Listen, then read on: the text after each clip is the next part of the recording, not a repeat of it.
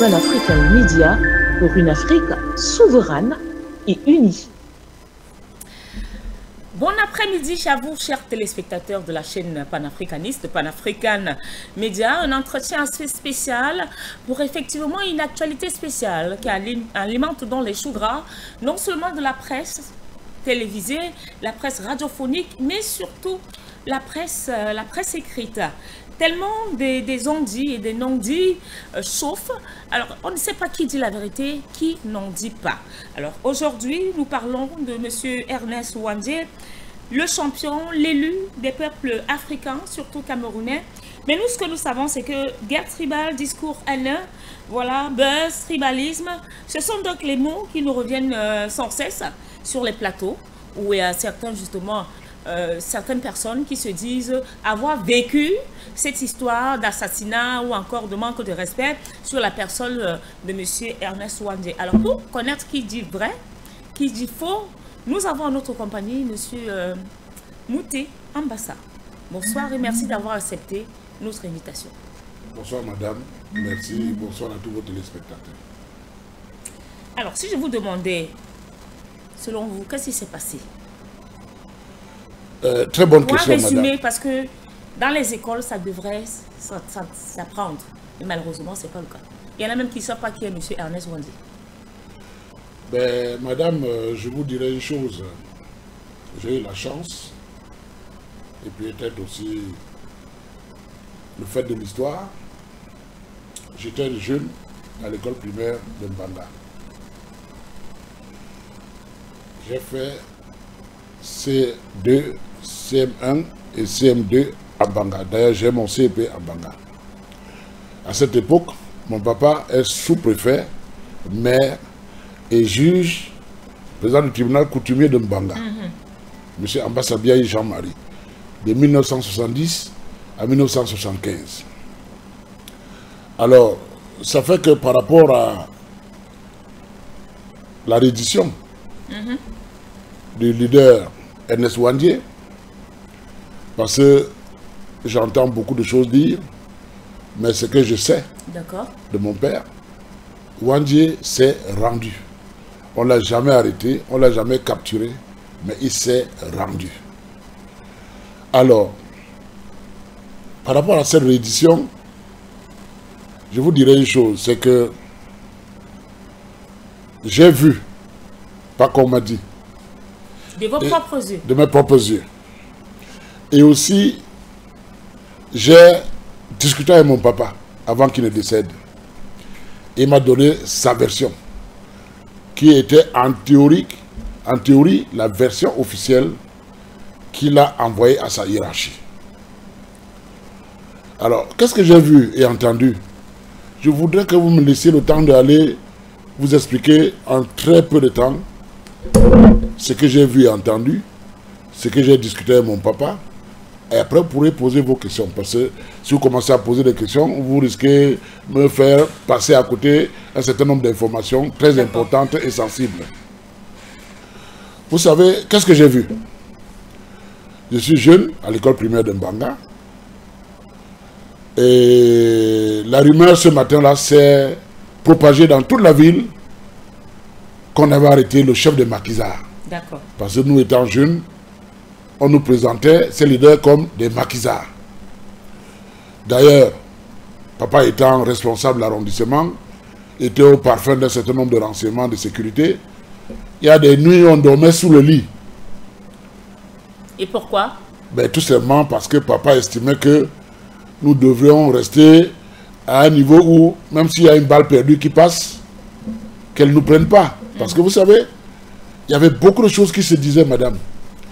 Et on parlait de ce monsieur qui avait des pouvoirs exceptionnels, des pouvoirs invisibles, il pouvait être invisible, et il résistait au tir de balles, on tirait sur eux, ça ne rentrait pas. Il y avait tellement de choses qui se disaient que tout le monde avait vraiment peur. Alors, qu'est-ce que j'ai vu? Commençons par là. Ce que j'ai vu, c'est que un matin, pendant que la rumeur circule dans toute la ville, c'est les différents commerçants, qui des boutiques, qui des bars et autres, qui ferment rapidement leur commerce. Les parents courent dans les écoles récupérer leurs enfants. C'est comme ça qu'on vient nous récupérer aussi. Nous étions à l'école principale de Mbanga. Alors, on se demande qu'est-ce qui se passe. La rumeur qui circule, c'est qu'on a arrêté le chef des maquisards. Évidemment, quand on parlait de ça en Mbanga, aujourd'hui, les gens parlent un peu n'importe comment, mais ce n'était pas gai, ce que nous on vivait à cette époque. Alors, on revient à la maison. Quelques temps après, ce que j'ai vu, notre papa arrive à la maison, accompagné des militaires de la compagnie de Mbanga, c'était je crois la 52e compagnie militaire, les gendarmes, et un monsieur, aujourd'hui je sais que c'est Wandi NS, parce qu'à l'époque on disait que le maquisard. Maquisard. Alors, sans vous couper, maquisard en fait, pour des jeunes d'aujourd'hui, ça veut dire quoi? Quand vous êtes maquisard. non, eux-mêmes, quand ils parlaient d'eux-mêmes, ils disaient qu'ils étaient dans le maquis. Okay. C'est-à-dire ils sortaient de l'ordre officiel pour se mettre en désaccord avec l'ordre officiel et étaient contre les officiels. Donc ils étaient dans la clandestinité. C'était un peu ça. Alors, Wandi, je vois un grand monsieur, imposant, calme, pondéré. On ne voyait pas transparaître tout ce qu'on nous racontait sur ses pouvoirs mystiques et tout ça. Évidemment, tout ce qui était avec lui, y compris mon papa, tout le monde avait peur. Parce que vous savez, on est quand même très superstitieux dans nos pays en Afrique. Et au Cameroun aussi. Les gens se disaient qu'ils ont beau être militaires, ils ont des armes. Mon papa beau être sous-préfet, chef de terre, comme on les appelle. Ben, et très souvent, ils avaient des pouvoirs. Plus exposés. Voilà, ils n'avaient pas des pouvoirs qu'on donnait à Wandi Ernest. C'est ainsi que la première chose que Wandi Ernest dit à mon papa, quand il se parle, il se salue, il dit à mon papa de l'amener à Aïdjo. Il est sorti pour aller voir Aïdjo. Voilà la première chose qu'il dit. Mon papa, évidemment, c'était dans la logique de ses pouvoirs, de ce qu'il pouvait faire. Il n'a pas dit non, il dit mais effectivement, ça va se passer ainsi par voie hiérarchique. Et Wandi de dire à mon papa que ça fait plusieurs jours qu'il n'a pas mangé. Et parce qu'il était dans la forêt, il mangeait peut-être des fruits et tout, il n'a pas mangé la nourriture. Et du coup, qu'est-ce qui se passe? Papa, vous savez, les sous-préfets de l'époque, c'était vraiment les chefs de terre. Hein. Il y avait un hangar pour les chèvres, un hangar pour les poulets, des magasins pour les vivres. Donc, c'était pas un problème. Il a ordonné tout de suite qu'on attrape un poulet, qu'on a mis au feu pour essayer de faire à manger à Wandi Ernest. Pendant ce temps, Wandi s'installe au salon et on lui sert du whisky.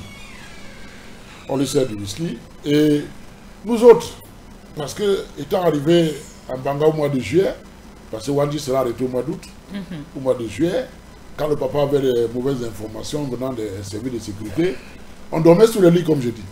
On dormait sous le lit. Un peu comme à l'époque des villes. Ah oui. Il fallait prendre toutes les précautions pour qu'une balle perdue ne nous prenne pas. Alors, je me suis dit, parce qu'à la maison, nous étions les enfants, parce que nos aînés, grands frères et grandes sœurs étaient dans les... Ceux qui étaient en Mbanga au collège Saint-Jean, ils étaient à l'internat. Et ceux qui étaient hors de Mbanga étaient ailleurs. Nous étions un peu les aînés de la famille à la maison. Ouais. Alors, par curiosité de ce monsieur qui nous fait dormir sous le lit, je me suis permis d'aller rentrer au salon voir ce monsieur. Et évidemment, je rentre au moment où mon père sort de sa chambre qui donnait au salon. Et donc, Wandi me voit, il me fait un geste de la main de venir. Et je me dirige vers lui. Et mon papa me demande plutôt de ressortir, rentrer à l'arrière de la maison. Wandi lui dit non, c'est moi qui lui demande de venir. Mon papa laisse, je le salue, il me dit ça va? Tu vas en classe? Tu vas dans quelle classe? Il me dit ben, lui il est instituteur et que c'est bien. Et voilà, il dit bon ben tu vas rejoindre les autres comme papa a demandé. Et pendant que je partais, je l'entends dire à mon père, c'est un jeune homme, c'est un patriote. Partout où j'arrive, tout le monde fuit, mais c'est curieux que lui vienne vers moi. En fait, c'est la curiosité qui nous poussait parce qu'ils disaient, mais quel est ce monsieur qui nous fait dormir sous le lit tout le temps? On dort à 18h30 déjà dans les chambres, on a peur, ils voulaient voir, et avec tout ce qu'on racontait. Donc, voilà ce que je vois. Je sais qu'il s'agit... Vous avez environ quel âge, monsieur Mouteye? J'étais au cours moyen 1. D'accord. J'étais au cours moyen 1, donc l'année d'après, je suis allé au cours moyen 2. Donc, j'étais au cours moyen 1 à cette année-là. Donc, voilà ce que j'ai vu immédiatement. Et quelques temps après, on voit un hélicoptère partir de Douala, venir en Banga, atterrir au stade municipal de couleur orange. C'est après que j'apprendais que c'est l'hélicoptère de l'armée de l'air. Ouais. Ils prennent Wandie, Ernest, et ils s'en vont avec lui à Douala. Et le reste, j'ai suivi dans les médias comme les autres. Ça, c'est la partie que j'ai vue. Et comme à cette époque-là, je ne pouvais pas discuter d'un certain sujet, de certains types de sujets avec mon père, j'étais encore jeune. J'ai attendu, j'ai grandi, j'ai commencé à travailler. Et après, je me suis rendu compte qu'en fait, il s'agissait des leaders qui étaient dans la lutte pour l'indépendance totale, la vraie. Parce qu'ils considéraient que l'indépendance que nous avons eue en 1960, avec les accords de coopération de 1959, qui bridaient complètement nos chefs d'État, ce n'était pas une vraie indépendance, et ils voulaient la vraie indépendance.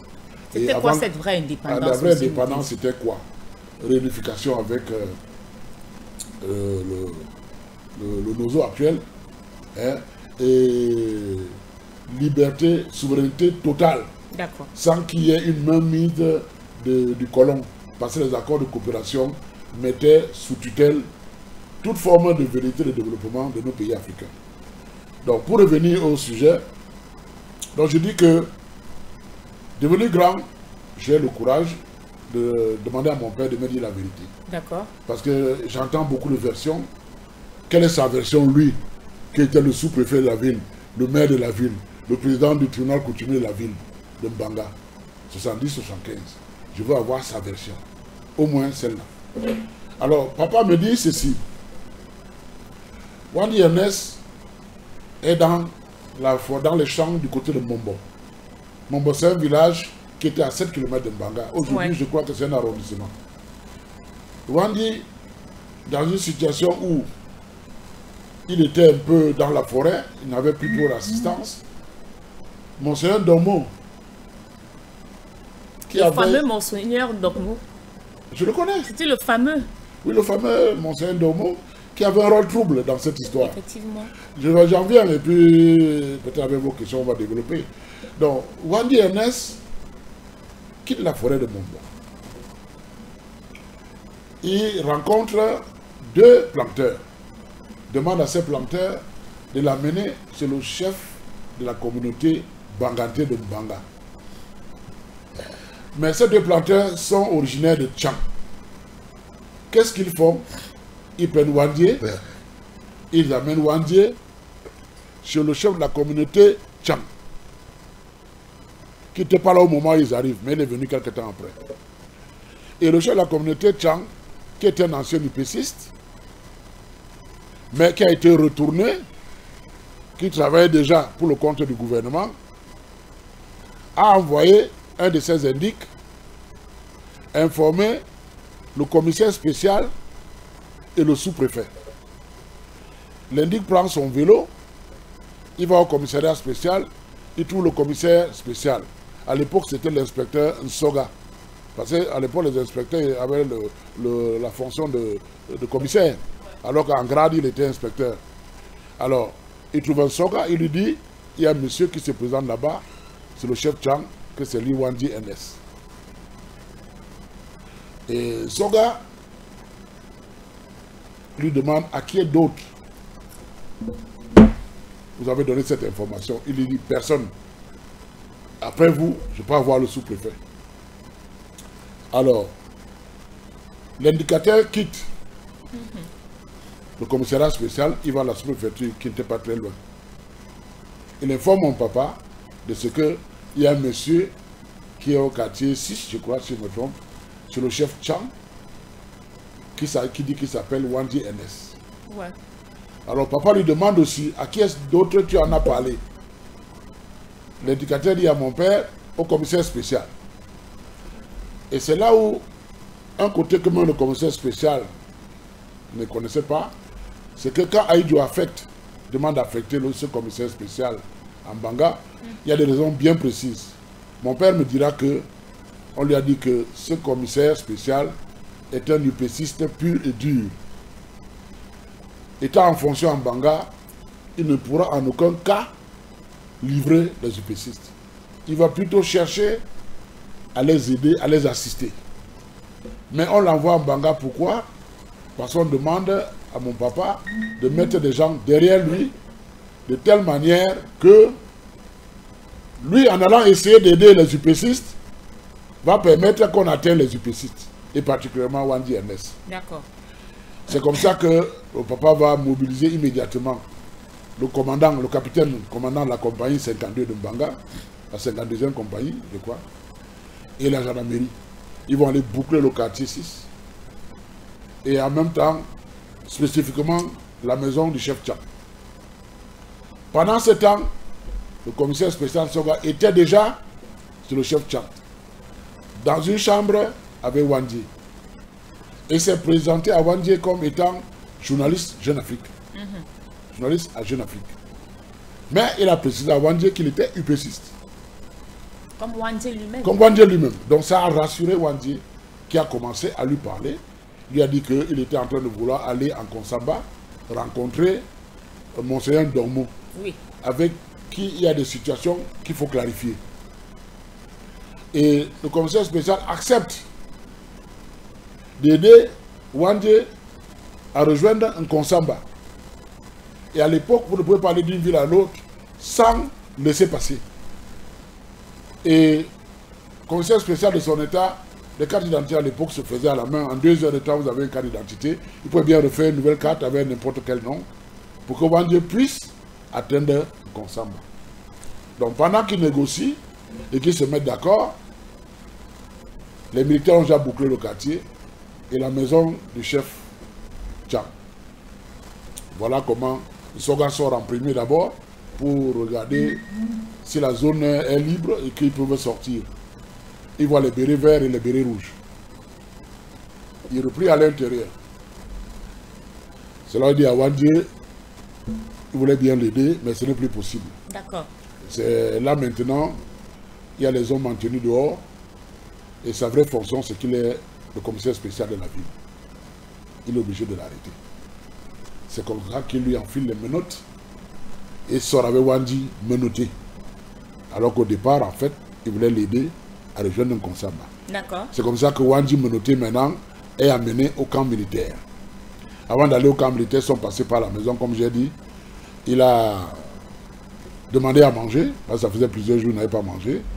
Il a mangé, il a échangé avec mon papa, et à qui il a demandé de l'envoyer, il veut aller à Aïdjo.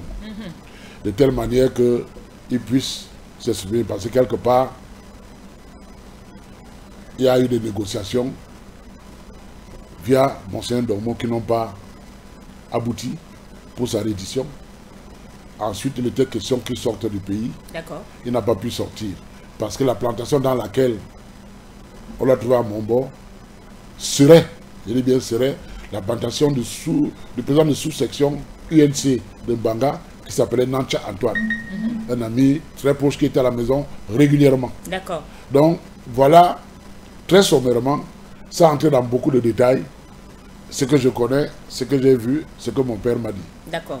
On passerait toute une journée pour vivre ces moments. Ah oui, c'est le moment intense, madame. C'est le moment intense. Voilà. J'ai pris beaucoup d'élan pour le dire parce que c'est des choses que je connais depuis mon bas âge, l'école primaire.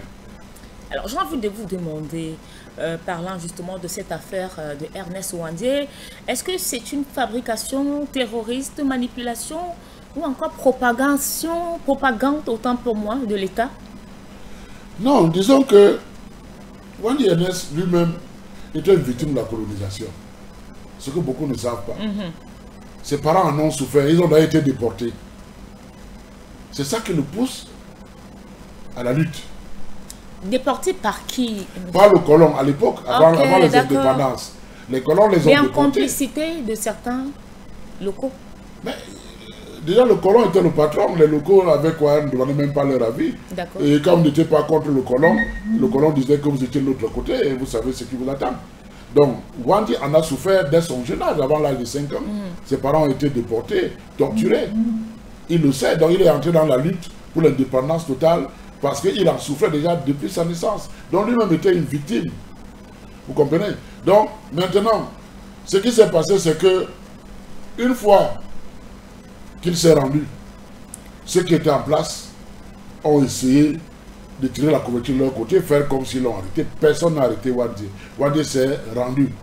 Parce que vous allez voir que 2 mois, je crois, après que Wandi soit transféré à Yaoundé, le préfet du Mungo, qui s'appelait à l'époque Samuel Inamba, sera fait délégué général à la sécurité nationale. Vous comprenez? Donc, quelque part, les choses ont été présentées comme si on avait arrêté Wandi. Non. Alors qu'il s'était rendu. Wandi s'était simplement rendu, ce que mon papa m'a dit. Personne ne l'a arrêté. Il est venu de lui-même. Et donc, une fois en place, évidemment, les responsables voulaient démontrer que c'est eux qui l'ont fait, alors qu'en fait, il s'est rendu. Donc, quelque part, on a essayé aussi d'augmenter un peu ce côté mystique, dangereux, ce côté où il disparaît, il réapparaît. On a vraiment mystifié ce monsieur pour donner l'impression que ceux qui l'ont arrêté étaient très forts. Alors, dans le même sillage, hein, j'ai envie de vous poser la question, parce qu'il y en a qui parlent du premier mensonge officiel dans cette histoire, qui nous font savoir que le premier mensonge, c'est qu'ils ont transformé justement de façon volontaire son ralliement en qualité justement des gendarmes de Mbanga. C'est-à-dire, c'est une histoire montée de toutes pièces parlant de son ralliement. C'était l'un des premiers mensonges. Comme vous le disiez tout à l'heure. Par rapport à ce que mon papa, qui était le patron de la ville, m'a dit, ça apparaît évidemment comme un mensonge parce que ce n'est pas des gendarmes. Parce que la réalité, c'est quoi? C'est que quelques temps avant qu'ils ne se rendent, Monseigneur Domo est allé les laisser dans une plantation de café. Je parlais tout à l'heure du président de sous-section UNC, Nanti Antoine. Et dans cette plantation, ils se sont sentis en insécurité. Et la population a failli les lyncher. Ils ont fui. C'est à cette occasion que Jacep Mathieu, son secrétaire particulier, a été arrêté. Mais Wandi a réussi à fuir. Bon, c'est vrai qu'on nous a dit à cette époque que Jacep, voyant que Wandi était malade, il avait une blessure, il n'arrivait pas à bien courir. Jacep s'est laissé prendre pour aider son patron à fuir. Mais Wandi étant resté seul, Jacep étant pris, envoyé à Yaoundé, je ne sais pas, il s'est rendu de lui-même. Personne ne l'a arrêté. Est-ce que vous pouvez répéter ça? Parce que il y a tellement de faits qui circulent sur les presses de je ne sais pas où ces derniers prennent les informations pour venir mentir le peuple camerounais. Non, j'ai dit et je le maintiens ce que mon papa m'a dit. C'est lui qui était le patron de la ville. J'étais sous-préfet, maire et président du tribunal coutumier. Donc, je vous dis ce qu'il m'a dit. Est-ce qu'il m'a menti? Je ne pense pas. Il n'avait aucun intérêt. Donc, je crois que c'est clair que Wandi n'a pas été arrêté par une personne. Wandi s'est rendu. Et maintenant, il s'est rendu parce qu'en fait, il voulait aller en Konsamba pour que Monseigneur Domo soit l'exfiltre, soit l'amène à Idio. Mais il est tombé sur le chef Champ, qui était déjà un ancien du précis retourné et qui a informé plutôt les autorités locales, le commissaire spécial et mon papa, le sous-préfet. Et donc, eux, ils ont fait le travail pour lequel le gouvernement leur a demandé de faire, d'essayer de prendre particulièrement. L'autre s'étant rendu, ça a facilité le travail de mon papa et du commissaire spécial. C'est vrai que chacun, après, a essayé de tirer la couverture de son côté. D'accord.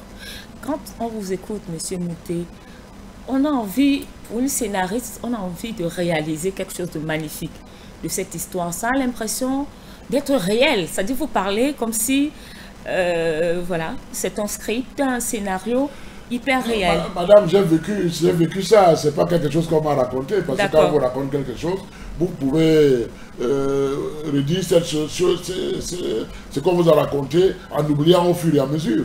Mais quand vous avez vécu, en temps réel, vous ne pouvez pas. Parce que Wadi Enes, d'après ce que mon père m'a dit et qu'il lui a dit dans leurs entretiens, Wandi Ernest était à l'extérieur du pays. D'accord.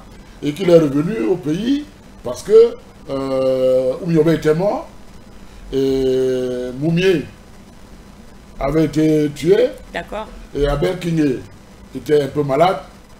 Il n'était plus en capacité de venir tenir une lutte de guerre de libération. C'est comme ça que Wandi Ernest revient. Il s'est sacrifié en fait. Voilà, et il met sur pied une, comment on appelle ça, ANLK, quelque chose comme ça. Une organisation de lutte d'indépendance. D'accord. Avec un bras armé qui avait des commandants opérationnels et autres. Maintenant, nous on était dans une situation où on vivait comme ça parfois. On nous dit, voilà, on a tué des maquisards, il faut aller à la gare, on a exposé les têtes des gens. Je suis parti à la gare de mes pieds, j'ai vu des têtes des gens coupés, exposés. Et quand on exposait les têtes comme ça, il fallait aller identifier.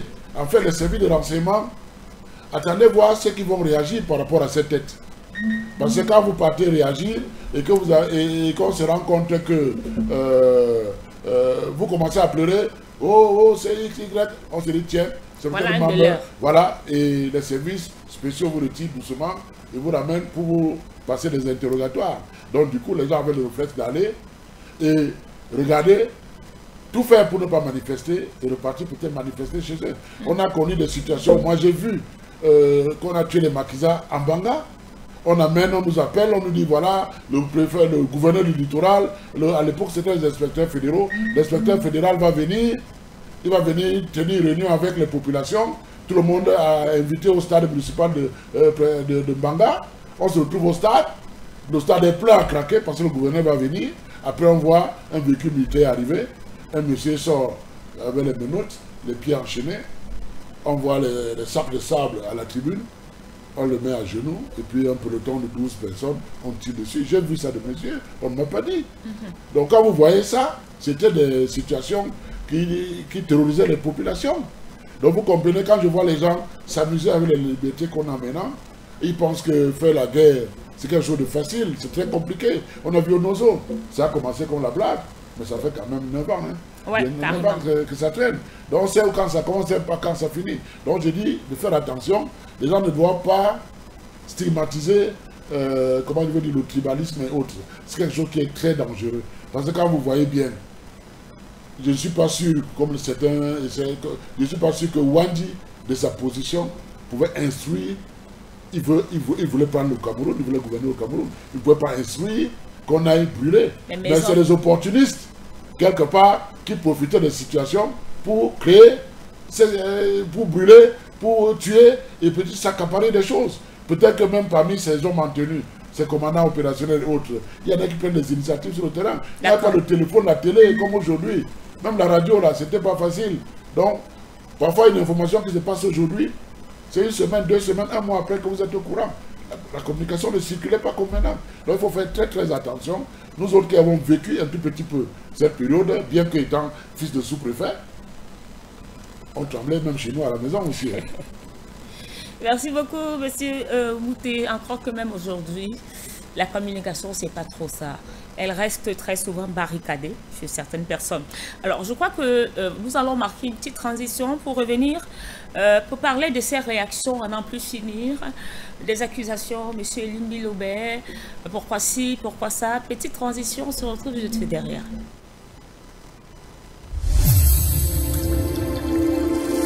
Pan-African Media pour une Afrique souveraine et unie. Si vous nous rejoignez chez l'instant, vous êtes sur Pan-African Media. Le programme, c'est justement un entretien assez spécial pour une journée spéciale. Événement spécial, vous le savez déjà, Ernest Wandi, la star de l'heure. Alors, sur ce point, on parle des réactions à n'en plus finir. L'une des dernières réactions, voilà, qui alimente les chaumières, c'est la sortie de M. Elimbi Lobé. Nous le connaissons avec sa langue très pendante, parfois il réfléchit. Il nous a fait savoir que, voilà, je lis hein, parce que ce sont ses propos, je ne peux pas dénaturer ses propos. Il nous a fait savoir qu'il a soutenu que le leader indépendantiste Ernest Wandje était un bandit qui a brûlé les villages dans le Mungo pour s'accaparer des terres des riverains. Provocation de recherche ou buzz? Très bonne question, madame. C'est quelque chose qui, aujourd'hui, dans les réseaux sociaux, ça bouillonne. J'ai eu la chance, à un moment donné de ma vie, d'être étudiant à l'Institut des relations internationales du Cameroun à Yaoundé. Ça veut dire que j'ai quand même des notions de relations internationales, de diplomatie et autres. Il y a ce qu'on appelle en diplomatie le point de vue. Le point de vue. Parce que vous savez, madame, nous sommes dans ce studio.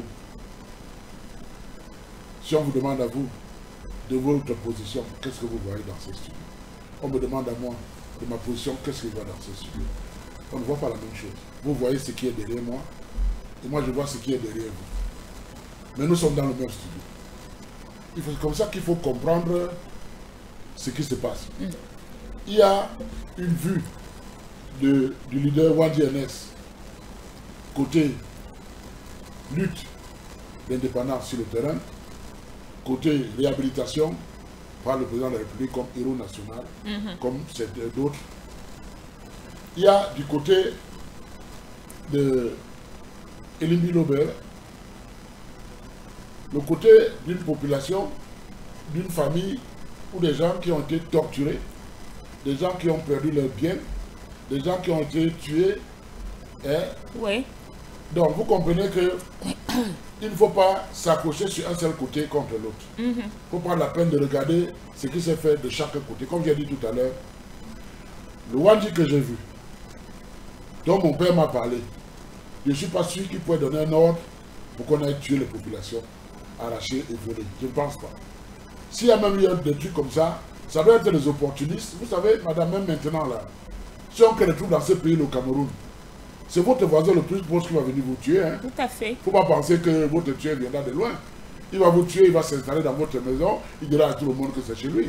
Donc à cette époque, non seulement il n'y avait pas moyen de contrôler tout le monde, on ne sait pas, c'est parfois des opportunistes, parfois des gens jaloux, parfois il y a beaucoup de choses. C'est vrai que la culture bamileke veut qu'un enfant, quand il grandit, devienne responsable. D'accord. Et très rapidement, la première responsabilité chez l'homme bamileke, c'est d'avoir chez soi. Donc ils ont cette culture de s'autonomiser très rapidement en commençant par la maison. Mais ce n'est pas une mauvaise chose, c'est une très bonne chose. Nous encourageons même tous les jeunes, tous les enfants de ces pays d'Afrique à faire la même chose. Maintenant, est-ce que parce qu'il y a cette volonté qu'on doit dire aussi parfois n'importe quoi? Je ne pense pas. Donc je pense pas que Wandje de lui-même pouvait donner ce genre d'instruction. Oui. Parce que mon papa m'a beaucoup parlé de lui et que c'était un grand monsieur. Donc maintenant, il a peut-être des collaborateurs qui font parfois n'importe quoi. Nous sommes au Cameroun aujourd'hui, le président Paul Biya est chef de l'État. Vous croyez qu'il est coupable de tout ce que les gens font autour? Il est peut-être responsable parce qu'il est chef d'État, mais il n'est pas coupable. Parce que quelque part, des gens à leur position prennent des décisions, des initiatives qui l'engagent. Donc ça doit être la même chose. Du côté Elimbi Lobert, dans sa position, Elimbi Lobert est un fils du Mungo. C'est un fils du Mungo. Et comme tel, il a dû avoir dans sa famille des gens qui en ont souffert. Et vous savez, quand vous avez perdu un membre de famille, un parent, vous avez été torturé, il y a eu un génocide, vous avez été dépossédé de vos biens. Vous ne pouvez jamais raisonner comme quelqu'un qui n'a rien eu de tout ça. D'accord. Donc, je ne jette pas la pierre à Elimbi, je ne jette pas la pierre à Wandje Ernest. Je pense que tout ça fait partie de notre histoire, avec ce qui est positif et ce qui est négatif. Il faut plutôt aller dans le sens de bien expliquer la situation pour aux générations nouvelles, ne pas les laisser entrer dans cette histoire comme s'il s'agissait d'un problème de Wandje Ernest tout seul, ou bien de Elimbi Lobert tout seul, ou bien de Oumniobé tout seul. Je pense que Wandje Ernest, Oumniobé, Aïdjo et tous les autres ont été réhabilités, c'est des héros nationaux. Donc on doit les respecter comme tels. Maintenant, Elimbi Lobert, dans sa position, il a des problèmes internes que vous ne maîtrisez pas forcément. Il a peut-être perdu des biens dans leur famille, ils ont perdu des hommes et tout ça, qui ont été torturés, massacrés. Vous ne pouvez pas l'amener à considérer les autres comme des leaders parce que lui, il estime qu'il a perdu ces gens. Peut-être ceux-là sont devenus leaders aujourd'hui. Qu'est-ce qui a été fait pour qu'on dédommage tous ceux qui ont perdu quelque chose? tous ceux qui ont perdu des hommes. Et ce n'est pas seulement dans le Mongo, même dans le Bas-Ménougou chez moi. Allez à Makénéné, il y a eu des génocides là-bas. Il y a des génocides là-bas. Une ville comme Makénéné aujourd'hui, c'est 80% de population qui viennent d'autres régions du Cameroun. Et ceux qui sont originaires de Makénéné n'atteignent même pas 20% à peine. Et c'est le même problème qu'il y a là-bas. Vous allez les voir, ils vont vous dire que tel a perdu un oncle, tel a perdu une tante, une grand-mère, ceci, cela. C'est le même problème partout quand il y a des troubles. C'est une lutte d'indépendance qui a son côté positif, qui a son côté, le côté positif de la recherche de Wandji, c'est quoi? Parce qu'il y en a qui se disent, pourquoi après la colonisation, on était indépendant, la lutte a continué. En fait, les leaders de Wandji et autres ont estimé que l'indépendance qui a été donnée était une indépendance factice, qui n'était pas une vraie. Et ils voulaient la vraie indépendance, en commençant par l'unification entre les deux Cameroun. Et ensuite, la vraie indépendance où le Cameroun est souverain, indépendant. Ce que nous sommes en train d'avoir aujourd'hui avec le président Paul Biya, qui a volontairement, avec tant d'usure et ruse, astuces, réussi à contourner et ne pas renouveler les accords de coopération. Parce que la lutte de l'UPC tient compte de ça. Sinon, si l'indépendance était réelle, franche, et que le pays était souverain à 100%, je crois qu'il n'y aurait jamais de lutte de l'UPC. Merci beaucoup. Parlant justement de cette UPC, il faut le rappeler, plusieurs partis politiques, en l'occurrence le Manidem, mais également d'autres partis politiques qui n'ont pas arrêté et qui continuent d'ailleurs de dénoncer la sortie taxée de haineuse de M. Elim Lilobé. Est-ce à tort ou à raison? Je l'ai dit tout à l'heure, du point de vue, ça dépend de votre position. Oui. Et Libé a parlé peut-être de sa position, qui n'est pas forcément celle de Manidem et les autres.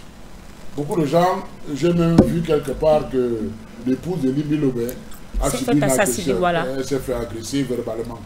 Bon, moi j'ai pris la peine d'appeler Libé pour lui demander. Il m'a dit non.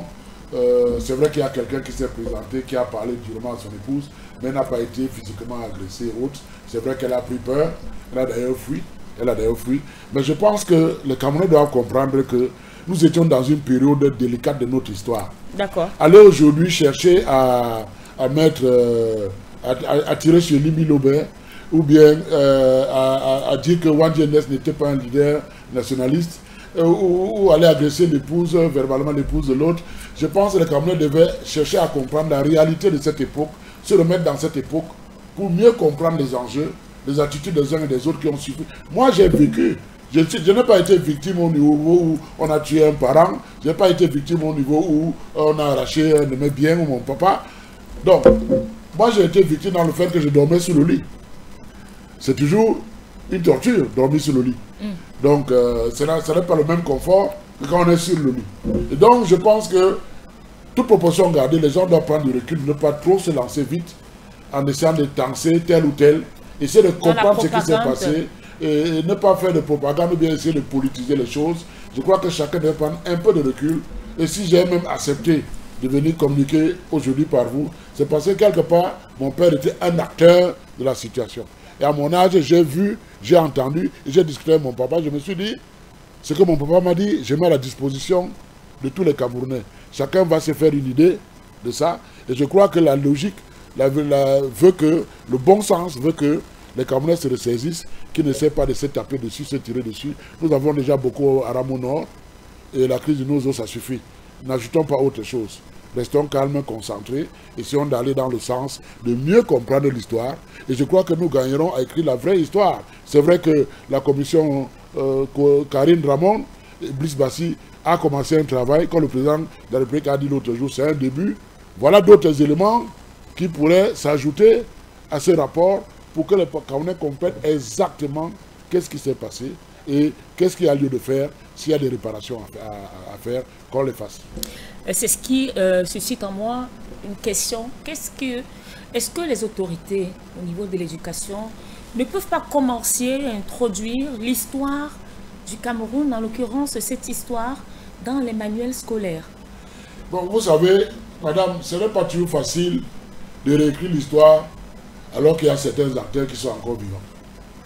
Vous comprenez que jusqu'à présent dans notre pays, nous avons des responsables au plan politique, administratif, les forces humanitaires de l'ordre, défense et autres qui sont encore vivants, qui ont travaillé sous le commandement des colons. Une fois indépendants, les colons se sont mis en deuxième position, étaient derrière nous responsables. En fait, on voit les responsables camerounais et africains, mais derrière, c'est les colons qui orientaient tout. Donc, quand quelqu'un travaille dans cette logique, il n'est pas responsable de ce qu'il fait. Il est peut-être coupable parce qu'il a posé l'acte qui n'est pas un acte positif, mais il n'est pas responsable parce qu'il a une hiérarchie, il a des patrons qui lui donnent des ordres. Donc, nous avons encore ce groupe de gens qui vit encore.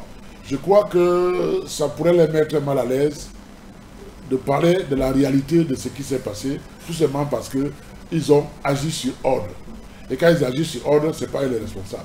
Donc moi je pense que quand ces gens qui ont travaillé à cette époque vont tous partir, ça sera plus aisé, plus facile, hein, pour ceux qui vont rester, d'écrire la vraie histoire. Mais ceux-là, avant de partir, doivent parler, comme moi je parle là. Le peu que j'ai vu, comme mon papa m'a dit. Maintenant, vous allez voir les différents responsables de cette époque. Vous allez voir le préfet Namba, qui était à Konsamba, ou ses enfants. Il a peut-être en a parlé. Il y a le préfet Lemela, qui était là aussi à Douala à l'époque. Il y a le gouverneur, l'inspecteur fédéral de l'époque, je ne sais plus trop qui c'était. Bref, tous ces hauts responsables. Dans l'armée, vous avez le général Semen, le colonel, le général Etonde Kotor. Vous avez dans la police des gens qu'il y avait Fauchivé à l'époque et beaucoup de ses collaborateurs qui sont encore vivants. Tous ces gens-là, je crois que si chacun essaie d'apporter un peu de graines, un peu d'eau à cette histoire, je crois qu'on pourra avoir la vraie histoire du Cameroun, écrite par les Camerounais, avec des propositions pour essayer de voir comment réajuster, essayer de réparer ce qui est réparable. Ce qui n'est pas réparable, on dit, c'est fait, on n'a plus d'autres choses à faire. Mais ça ne sert à rien qu'aujourd'hui, les gens essayent de stigmatiser la situation du tribalisme pour atteindre un nouveau génocide. Il sera pire que ce qui s'est passé à la colonisation. Justement, vous avez anticipé sur ma prochaine question, parlant de M. Fauchivé, qui malheureusement n'est plus là.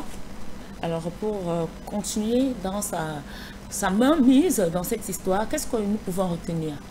Le commissaire Fauchivé. Mais vous savez, chacun travaille à son époque. Le commissaire Fauchivé était un homme redoutable et redouté. Il était redouté même par les ministres. Dès que vous recevez une convocation de Fauchivé, vous ne tenez plus debout, quel que soit votre rang. C'est quelqu'un qui avait les pouvoirs les plus étendus dans le cadre de son travail. Et qui avait la confiance totale de sa hiérarchie. Donc, je crois que beaucoup de gens, c'est vrai, autant les Wadji, les Oumioben, on parlait de pouvoir. Pareil, Fauchivé, on parlait de quelqu'un qui avait des pouvoirs surnaturels, oui. Beaucoup arrivaient devant Fauchivé, ils parlaient seuls. Ils commençaient à tout raconter, sans qu'on leur pose des questions, pour dire un peu comment c'était. Donc il y avait une volonté aussi de pouvoir, de terroriser la population pour obtenir très facilement un certain nombre de choses. C'était un monsieur qui a fait son temps, qui a fait le travail qui était le sien à cette époque, parce que vous prenez Fauchivé, vous le mettez aujourd'hui, délégué général à la sécurité nationale, pour faire ce qu'il faisait à cette époque, il sera incapable de le faire. Parce que la foule va envahir ce bureau et il sera obligé, s'il n'a pas de chance, il peut être lynché. Les choses ont évolué. Ce n'est plus comme avant. Il faut revenir dans le contexte d'avant pour comprendre certaines choses qu'aujourd'hui, beaucoup ont du mal à comprendre. D'accord. Alors, M. Mouté, pourquoi avec tout ce tohu-bohu qui n'arrête pas de sortir et des vraies informations, des fakes, pourquoi est-ce que les autorités camerounaises sont quiètes? Pourquoi aucun ou encore aucune de ces autorités n'ose faire ce que vous êtes en train de faire? Non, non, disons qu'il faut savoir que, je l'ai dit quelque part, que les autorités administratives, les forces du maintien de l'ordre, les forces de défense ont des obligations de réserve. Nous, les hommes politiques, je me suis présenté sur ce plateau comme personnalité ressource d'accompagnement. Ouais. Nous, les hommes politiques, nous n'avons pas la même réserve. Mais nous n'avons pas le droit de dire n'importe quoi. Donc, j'ai fait la sortie pour apporter ma contribution parce que je pense qu'en communiquant, en expliquant, en disant un petit peu de vérité dans ce qui se passe, on aide à calmer le jeu, à calmer les populations. Donc, moi, je pense que les autorités suivent de très près tout ce qui se passe. Que ce soit dans les médias, radio, télé, réseaux sociaux, elles sont partout. Elles suivent tout. Elles contrôlent la situation dans ce sens qu'elles suivent. Mais elles ne peuvent pas aller parce que les gens ont dit dans les réseaux sociaux, arrêter X, torturer tel, condamner tel. Non, non, c'est pas comme ça. Ils connaissent la vérité. Ces autorités connaissent la vérité, elles connaissent la vérité. Et parce qu'elles connaissent la vérité, il y a la liberté d'expression, elles laissent les gens s'exprimer. Maintenant, si cette liberté d'expression doit déraper, je peux vous garantir que ces autorités ne seront pas prises de coup. Merci beaucoup à vous, monsieur Mouté. Très bel échange. Merci pour toutes ces informations qui, ma foi, j'espère que la transmission de cette émission pourra éveiller les jeunes qui nous suivent et même, pourquoi pas, les anciens qui, malheureusement, ont, excusez-moi de le dire, il y a malheureusement beaucoup de professeurs, des docteurs qui ne maîtrisent rien. Je les rencontre tous les jours sur des plateaux que je recadre. Donc on me dit, tu ne respectes pas les aînés. Mais si l'aîné lui-même ne se respecte pas, il raconte des choses fake, je dois le regarder. Oui, parce que vous savez, bon, tout le monde essaie de... Beaucoup de gens essaient de prendre le chemin de la facilité. Et... Pour quelques CFA, il faut le rappeler. Pardon? Pour quelques CFA. Je ne sais pas, peut-être, mais je pense qu'il faut faire attention. Nous sommes un pays qui est très délicat et dangereux. D'accord. Le calme des Camerounais, la passivité des Camerounais donne le sentiment qu'ils sont lâches. Mais les Camerounais ne sont pas lâches. Les Camerounais ont passé des moments difficiles, comme cette période à la période d'indépendance et après. Alors, beaucoup de gens qui ont vécu cette période sont encore là, continuent de retenir les populations. Parce que si c'est les gens qui ont vécu cette période, qui ont vu ce que c'est que la guerre, elle n'était pas là, ce qu'on a déjà basculé. Et on ne bascule pas parce que justement, il y a des gens qui essaient de toujours dire la vérité, rappeler aux gens de faire attention. La liberté que nous avons aujourd'hui a été acquise de haute lutte depuis la période coloniale, avec nos leaders, nos héros nationaux, jusqu'à aujourd'hui, avec la démocratie et autres. C'est comme un bébé, il faut faire très attention. Ça dérape très vite. Et quand ça lâche, parfois on croit que ça va durer une semaine, 2 semaines, 1 mois, et ça fait 20 ans. L'exemple de Nozo est là. Ça a commencé comme la blague avec les avocats et l'université de Boya. Nous sommes à 9 ans aujourd'hui. Quand même. Merci beaucoup, monsieur. C'est moi qui vous remercie. Le plaisir de vous retrouver sur d'autres thématiques, peut-être pas camerounaises, beaucoup plus africaines, avec notamment ce qui se passe en République démocratique du Congo. On espère vous avoir très prochainement. Merci de votre passage sur Pan-African Media. Vous savez, par rapport à ce qui se passe dans la République démocratique du Congo, vous savez bien que c'est les Occidentaux qui sont derrière tout ça. D'accord. Nous sommes à la veille d'une élection présidentielle. Et il y a des candidats qui essaient d'avoir le soutien de ces Occidentaux. Pourquoi? Le président Paul Biya avait le temps, l'expérience, la ruse, l'usure, est sorti des accords de coopération sans tambour ni compète. Depuis 2009, les accords économiques et militaires, et depuis 2020 pour les accords monétaires. Maintenant, il reste l'équité pratiquement. Il y en a qui veulent remplacer Paul Biya tout simplement parce que certains sont prêts à re-signer ces accords que Paul Biya a refusé de renouveler. Donc les Camerounais doivent faire attention. On ne doit pas retomber sur 50 nouvelles années ou plus de prison. Parce que ces accords, signés en 59, ne sont pas différents d'une condamnation à mort. Nous devons faire attention. Je vous remercie. Il y a cette information qui circule le 20 mai de tous les dangers au Cameroun. Merci d'avoir été des nôtres. À très bientôt sur les antennes de Pan-African Media.